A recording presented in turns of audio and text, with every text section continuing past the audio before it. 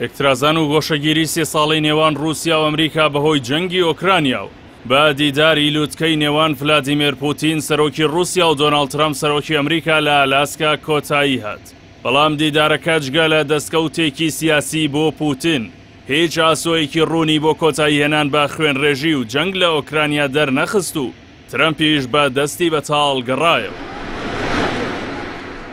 ململانەی نێوان مۆسکۆ و واشنگتۆن دوای لەشکرکێشی رووسیا بۆ سەر ئۆکرانیا لە شوباتی 2022 دا گەیشتە لووتکە.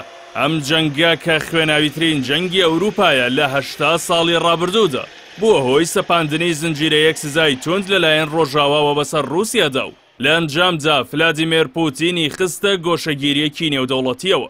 تا ئێستاش سەرڕای چەندین هەوڵی دانوستان، بەڵام هیچ کامیان نەیانتوانیوە ئاگربەستێکی بەردەوام بهێنە ئاراوە.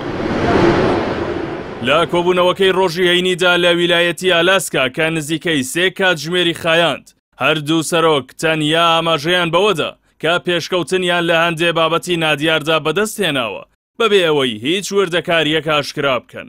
ترامپ کە پێشتر بەڵێنی دابوو لە ماوەی 24 کاتژمێردا کۆتایی بە جەنگی ئۆکرانیا بهێنێت، دانی بەوەدانا کە ئەرکەکەی لەوە قورسترە کە بیری لێ دەکردەوە و ئێستاش زیاتر لە 5,000 کاتژمێر بەسەر دەست بەکاربوونیدا تێپەڕیوە. جەنگەکە تونتر بووەتەوە و سەرڕایەوەی ئامانجی سەرەکی دیدارەکە ڕاگەیاندنی ئاگربەست یان چوونە نێو دانوستانی ئاگربەست بوو، بەڵام هیچ هەنگاوێکی کردداری بۆ ئەم مەبەستە نەنرا. ماڵپەڕەکانی سکای نیوز و CNN ڕایەنگەیاند دیدارەکە بۆ پوتین سەرکەوتنێکی سیاسی گەورە بوو. دوای 3 ساڵ لە گۆشەگیری و دوورکەوتنەوەی سەرانی ڕۆژاوا لێی، پوتین نەک هەر لەگەڵ سەرۆکی بەهێزترین وڵاتدا کۆبووەوە، بەڵکو بە فەرشی سوور و پێشوازی گەرمەوە لە بنکەیەکی سەربازی ئەمریکادا میوانداری کرا. ئەم دیمەنە پەیامێکی ڕوون بوو کە رووسیا هێشتا یاریزانێکی سەرەکی نێودەوڵەتیە و ناتوانرێت پشتگوێ بخرێت.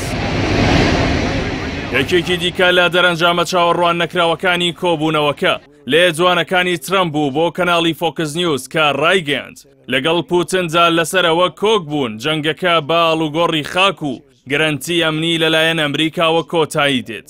ئەم لێدوانە ئاماژەیە بۆ دانان بە دەسەڵاتی رووسیادا بەسەر ئەو ناوچانەی کە لە ڕۆژهەڵاتی ئۆکرانیا داگیری کردوون و نزیکەی 5 خاکی ئۆکرانیایە.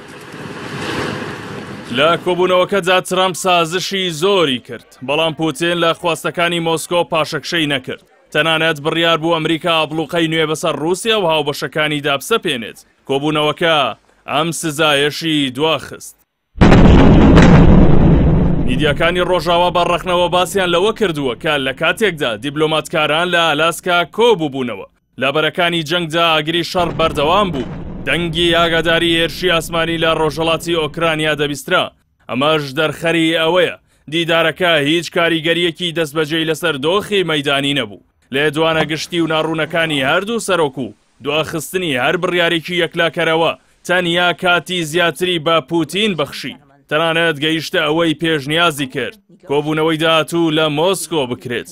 لە ئەگەری سەرکەوتنی ئەم پێشنیازەشدا لە ئێستاوە رووسیا لە گەڕی داهاتووی کۆبوونەوەکاندا کە بێدەچێت سێقۆڵی بێت سەرکەوتووە.